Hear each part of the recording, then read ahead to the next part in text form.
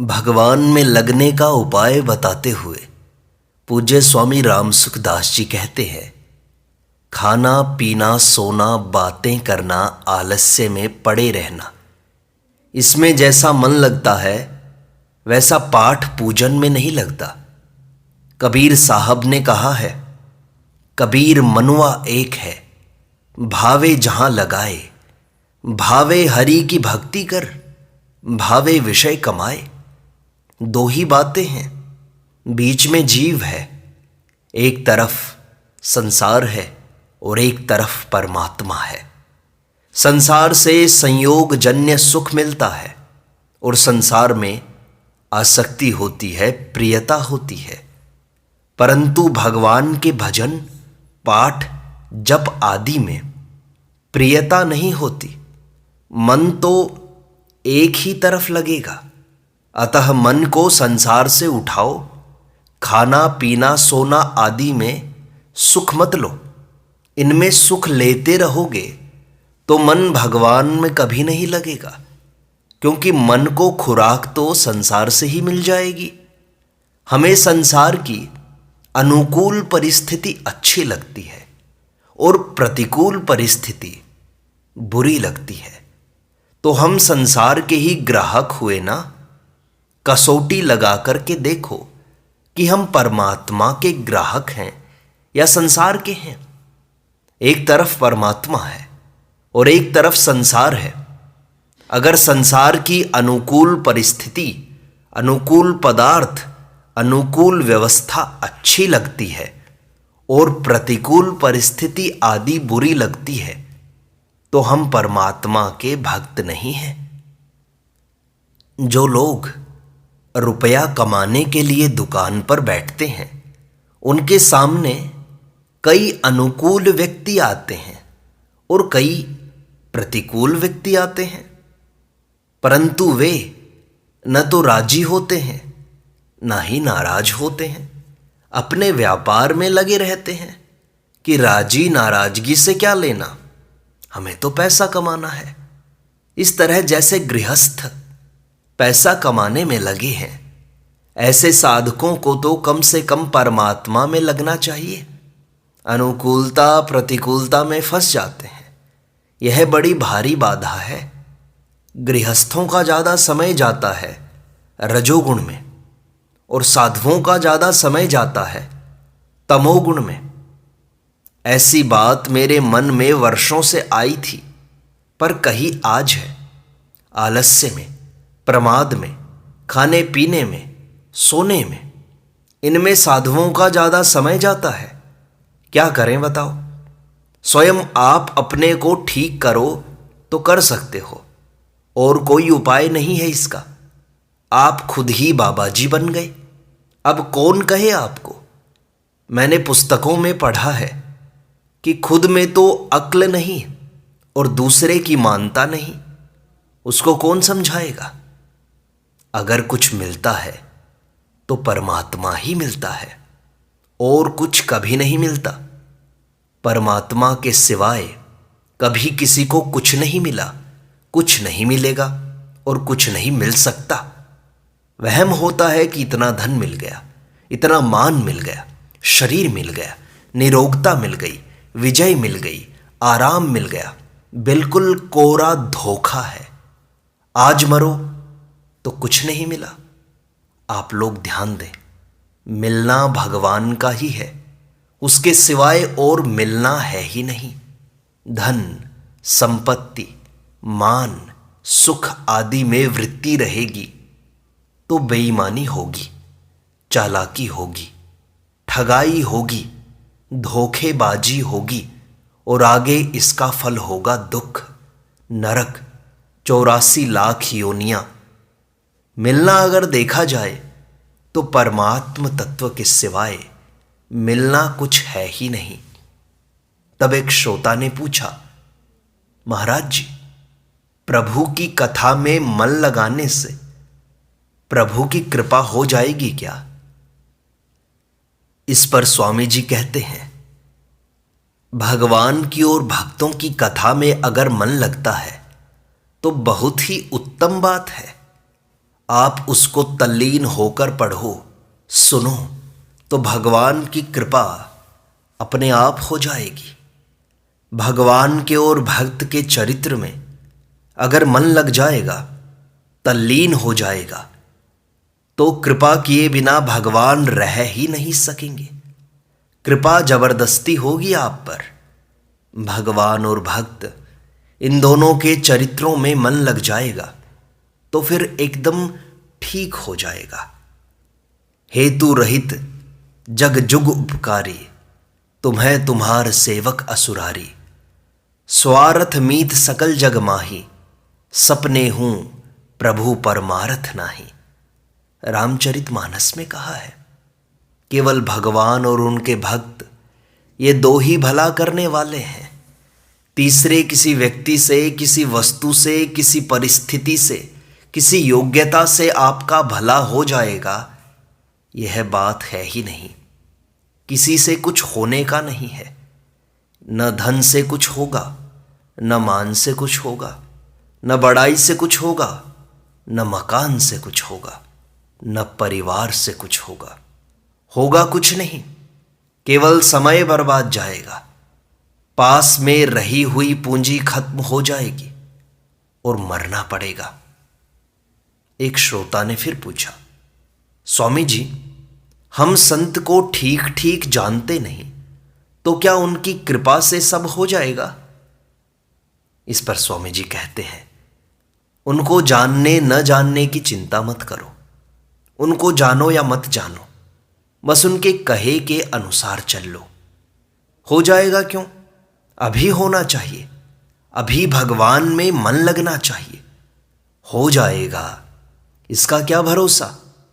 देखो भाई, मैं तो इसको धोखा मानता हूं कि ये संत मिल गए, महात्मा मिल गए, गुरुजी मिल गए, इनकी कृपा से सब हो जाएगा, ऐसा मान लेता है व्यक्ति, पर कुछ करता नहीं है।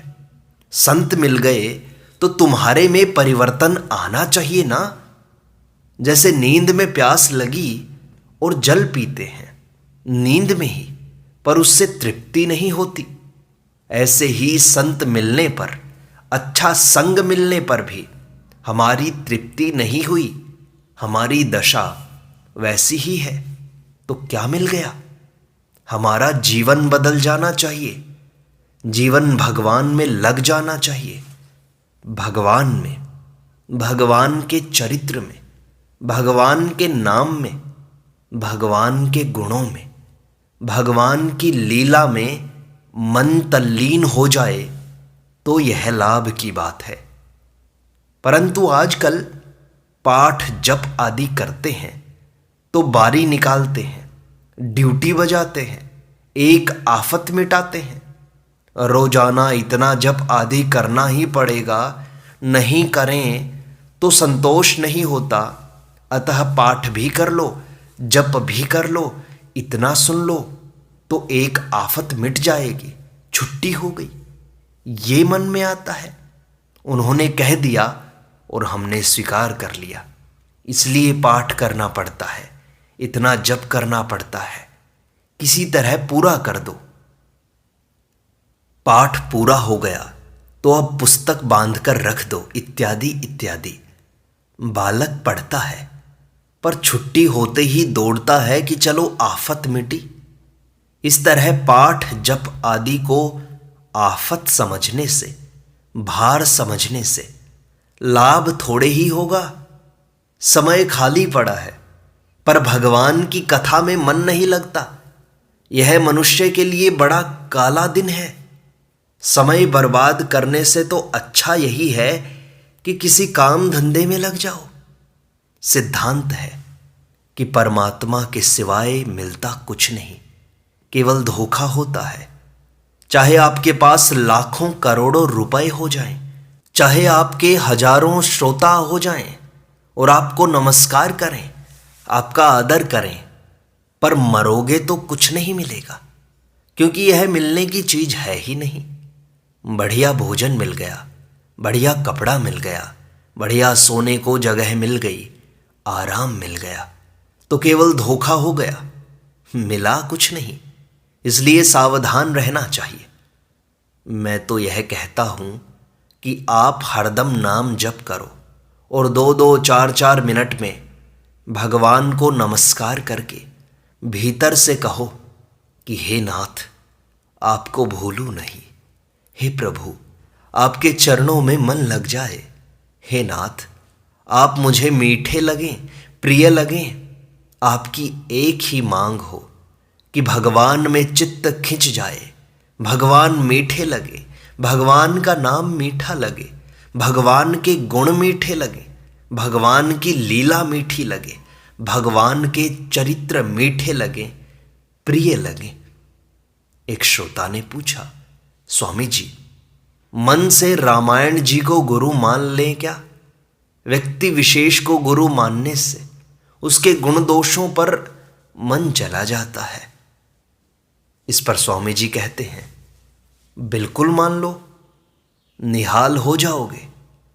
रामायण जी को गुरु मानकर परिक्रमा करो, दंडवत प्रणाम करो, आदर से पाठ करो और उसमें जो बातें लिखी हैं उसको गुरु शिक्षा, गुरु वचन मान लो, हो जाएगा कल्याण। गुरु वचन ही होता है, शरीर नहीं होता। मेरी सलाह भी यही है कि व्यक्ति को गुरु बनाना ही नहीं चाहिए। व्यक्ति को गुरु बनाने से अड़चन होगी, उसमें फंस जाओगे, दूसरी जगह नहीं जा सकोगे, अच्छी बातों से वंचित रह जाओगे। अतः चाहे रामायण को ले लो, चाहे गीता जी को ले लो, चाहे पहले हुए किसी संत महात्मा को ले लो, चाहे कोई भी अच्छा लगे उसको ले लो और गुरु शिष्य का संबंध न जोड़कर उनसे जो अच्छी बातें मिलें उनका तत्परता से पालन करो। अपने में जो त्रुटियां हों उनको दूर करो, उनसे सलाह पूछ लो कि क्या करें, कैसे करें। मेरे से कोई साधन की बात पूछता है तो मुझे बड़ा आनंद आता है, प्रसन्नता होती है। मैं गुरु बनूं और दूसरा चेला बने, यह तो मुझे अच्छा नहीं लगता, पर कोई साधन की बात पूछे तो मुझे अच्छा लगता है और जैसी बात आएगी वैसी बता दूंगा। कपट रखूंगा नहीं, छिपाऊंगा नहीं। लोग कहते हैं कि चेला बनो तो ही बताएंगे, मैं कहता हूं कि चेला न बनो तो बताएंगे। एक श्रोता पूछता है, ठाकुर जी की प्राप्ति की तीव्र आकांक्षा होती है, ठाकुर जी के प्रति प्रेम उमड़ता है, इससे प्रभु का साक्षात्कार हो सकता है क्या? इस पर स्वामी जी कहते हैं, हो सकता है। प्रेम उमड़ेगा तब साक्षात्कार होगा। वह ठंडा नहीं पड़ना चाहिए। जैसे सोडा वाटर की बोतल में भभका आया फिर शांत हो गया, उसको तो बढ़ना चाहिए। कल से आज ज़्यादा हो, आज से कल ज़्यादा हो, कल से परसों ज़्यादा हो, ऐसे प्रतिदिन प्रतिक्षण भगवान में प्रेम बढ़ना चाहिए। भगवान में प्रेम होना ही भजन है। पन्ना गारी सुनु प्रेम सम भजनु न दूसर आन। प्रेम के समान दूसरा कोई भजन नहीं है। भगवान में जो आकर्षण है वही तो भजन है। इसके लिए भगवान से बार बार प्रार्थना करो। एकांत में बैठकर भक्तों के चरित्र पढ़ो।